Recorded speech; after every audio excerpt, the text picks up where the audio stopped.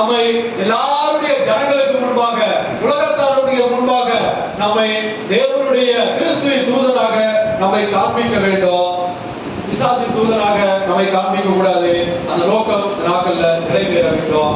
உன் தாயின் வயிற்றிலிருந்து உருவாகும் முன்னே நம்மை தெரிந்து கொண்டு நம்மை பரிசுத்தப்படுத்தி இருக்கிறார். ஹல்லேலூயா.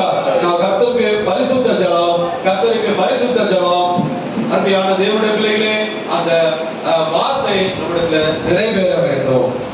பரிசுத்தம் இல்லாமல் கனியற்ற அந்தகார கிரியைகளுக்கு நாட்களை இடம் கொடுப்போம் என்றால் அந்த கனியற்ற அந்தகார கிரியைகளை நீக்கிவிட்டு பரிசுத்த குலைச்சல் நம்மிடத்தில் இருந்தால் அந்த பரிசுத்த குலைச்சலை நீக்கிவிட்டு பரிசுத்த ஜனமாக தெரிந்து கொண்டிருக்கிறார். அந்த நோக்கத்தை நிறைவேற்றுவோமாக. நாங்கள் நாம் தெரிந்து கொண்ட நோக்கத்தை அறிந்து அந்த நோக்கத்தை நிறைவேற்றுவோமாக. கர்த்தர் வார்த்தைகளை ஆசீர்வதிப்பாராக. ஆமென். ஹல்லேலூயா. சோத்ரா சோத்ரா சோத்ரா சோத்ரா.